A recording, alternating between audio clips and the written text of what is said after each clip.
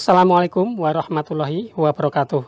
Para pemirsa muslimin dan muslimat yang dirahmati Allah, ada suatu riwayat di bulan Ramadan ketika Khalifah Umar bin Khattab mengumpulkan orang-orang yang sholat malam di Masjid Nabawi karena ada yang sholat sendiri-sendiri dan ada yang berjamaah dalam kelompok kecil. Lalu Umar berkata, menurutku kalau mereka kukumpulkan pada satu imam akan lebih baik. Selanjutnya Umar mengumpulkan mereka lalu menjadikan berjamaah dalam satu imam yaitu Ubay bin Ka'ab. Kemudian di malam yang lain Umar keluar lagi dan saat itu melihat orang-orang sedang sholat bersama imam mereka. Lalu mengatakan, sebaik-baik bid'ah adalah ini. Nah, dari ucapan Umar bin Khattab inilah menjadi dasar bid'ah hasanah. Sebenarnya anjuran Umar bin Khattab untuk sholat tarawih berjamaah itu bukanlah sesuatu hal yang baru. Namun Rasulullah SAW pernah melakukan beberapa kali. Nah, berarti ada contoh dari Rasulullah SAW, kemudian beliau hentikan karena khawatir kalau sholat tarawih diwajibkan bagi umatnya. Akan tetapi di masa Umar berkuasa, tidak semua masyarakat Madinah tahu akan hal ini karena banyak di antara mereka yang tidak pernah menjumpai Rasulullah SAW sholat malam berjamaah di bulan Ramadan, apalagi sholat di belakang beliau. Sehingga anjuran Umar bin Khattab untuk mengumpulkan orang yang berpencar ketika sholat tarawih agar berjamaah ini dikira hal baru dengan istilah bid'ah hasanah. Dan akhirnya sampai saat ini banyak amalan yang tidak dicontohkan Rasulullah dilabeli bid'ah hasanah. Sebenarnya yang namanya bid'ah dalam hal ibadah dari zaman Rasulullah SAW sampai dengan para sahabat Khulafaur Rasyidin dan pada masa tabi'in tidak ada pembagiannya. Kemudian pada masa tabi'ut tabi'in atau generasi pengikut tabi'in, tepatnya saat fitnah dan perselisihan pendapat terjadi di mana-mana, saat para ulama dipersekusi oleh penguasa, dipaksa mengakui Al-Quran adalah makhluk, kalau tidak mau disiksa, saat golongan Mu'tazilah lisannya bebas berbicara, barulah ada pembagian yaitu bid'ah hasanah dan bid'ah dolalah oleh Imam Syafi'i. Tapi kita berprasangka baik, yang dimaksud beliau bid'ah hasanah ini adalah dalam hal inovasi teknologi duniawi, bukan dalam hal inovasi beribadah. Begitu para pemirsa semuanya. Pada dasarnya yang namanya bid'ah dalam hal ibadah tetap sesat. Sebagaimana pendapat Ustadz Dr. Andes Ahmad Sukino berikut ini. Saya diberitahu Ustadz saya di Semarang, katanya disuruh memperbanyak bid'ah hasanah. Mohon penjelasannya, Ustaz. Ya, mana tuh ustadzmu kuwi. Nek kepengin ndang mlebu neraka bleng ngono wis perbanyak ae bid'ah. Lah wong ngaji kok dikon ustadze bingung. Masa ustaz nganjurkan perbanyak bid'ah hasanah. Kudune kowe murid bid'ah hasanah itu apa toh ustaz gitu loh. Ada ndak bid'ah hasanah? Ya, kullu bid'atin dolalah wa kullu dolalatin binar. Semua bid'ah itu sesat. Semua yang sesat masuk neraka. Tidak ada sesat kok baik itu enggak ada.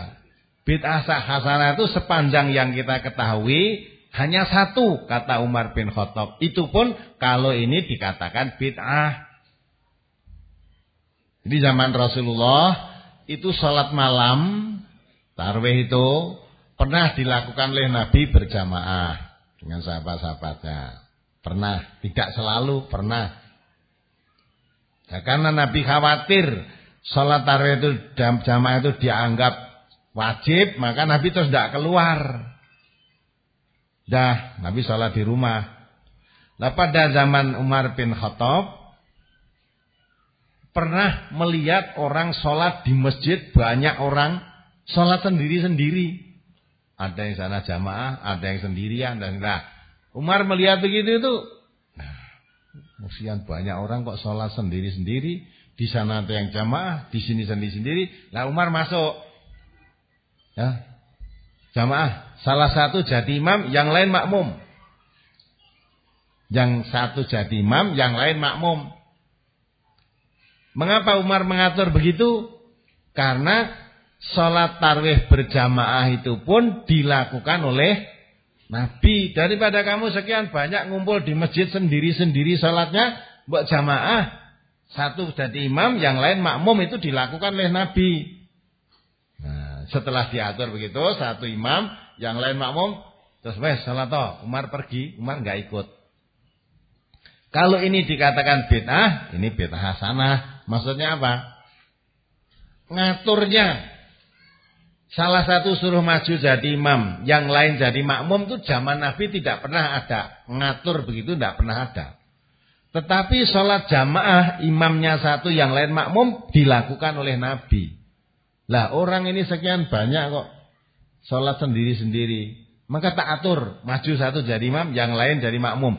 Nah kalau ini dikatakan bid'ah, ngaturnya tadi loh. Kalau ngaturnya tadi dianggap bid'ah, itu bid'ah yang hasanah. Hasanahnya apa? Karena diatur untuk sholat jamaah, sedang jamaah itu dilakukan oleh Nabi. Selain itu nggak ada. Boleh aja Pak. Bid'ah hasanah yang dilakukan oleh Nabi, coba apa yang ada? Nggak ada. Begitu kan? Jadi orang kadang-kadang kabur di situ. Bid'ah pokoknya yang kira apik itu hasanah. Baik itu kalau menurut aturan Islam bukan pandangan manusia. Yang baik itu menurut pandangan Allah dan Rasulnya. Lah yang dipandang oleh Allah dan Rasulnya itu baik, itu mesti dituntunkan dalam ibadah itu. Ya tak? Kalau tidak dituntunkan oleh Nabi, kita adakan itu bukan baik. Kata Nabi, syarrul umur. Itu sejelek-jelek urusan. Sejelek-jelek urusan adalah yang diada-adakan. Syarrul umur muhdatsatuha. Ya, jadi sejelek-jelek urusan dalam ibadah itu yang baru. Artinya yang zaman Nabi, zaman sahabat tidak ada, sekarang ada. Itu ibadah yang jelek. Bukan ibadah yang hasanah, jelek itu. Ya. Nah, mestinya kalau orang ngaji itu tadinya tidak ngerti jadi ngerti gitu loh. Nah kalau Ustadzmu menerangkan bid'ah, perbanyak bid'ah hasanah, kamu sebagai murid mesti tanya, contohnya bid'ah hasanah itu apa Ustadz? Harusnya ngono. Nanti jadi contoh. Kalau contohnya ini, apa ada dalilnya? Nah, ngono gitu. Karena Islam itu sumbernya Quran dan Sunnah. Kalau saya bisa mengatakan, oh ini bid'ah hasanah, harus ada tuntunannya. Hadisnya ada enggak? Kalau enggak ada, nah, elek apa to? Wong ngene iki ra apik lho, elek apa? Ya elek ora nurut tuntunan kuwi kan. Namun demikian, bagi yang masih berpendapat begitu silahkan. Tapi karena kamu tadi tanya, ya tak terangkan bid'ah hasanah sepanjang tuntunan selain yang dikatakan oleh Umar mengatur orang sholat tadi, saya belum tahu. Ya mungkin karena kebodohan saya sehingga saya belum tahu. Nah maka mestinya kamu tanya ustadzmu tadi dalilnya mana. Nah kalau sudah ditunjukkan dalilnya inilah baru.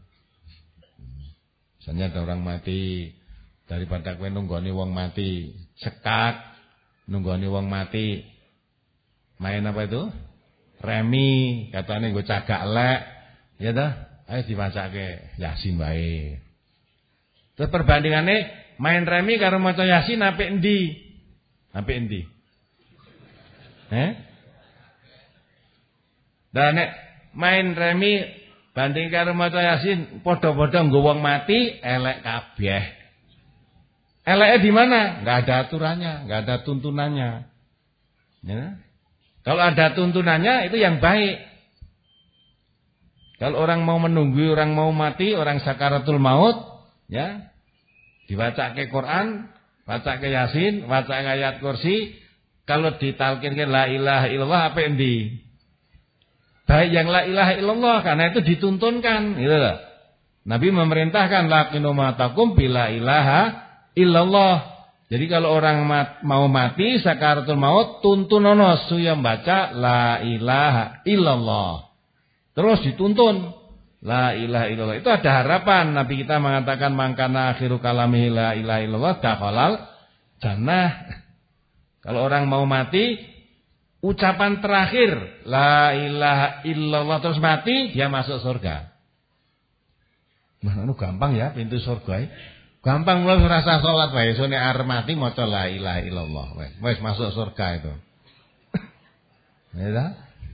Masamu maca la ilaha illallah saiki gampang. Nek arep mati ini nah ndak gampang. Wene wong dituntuni la ilaha illallah malah misuh-misuh.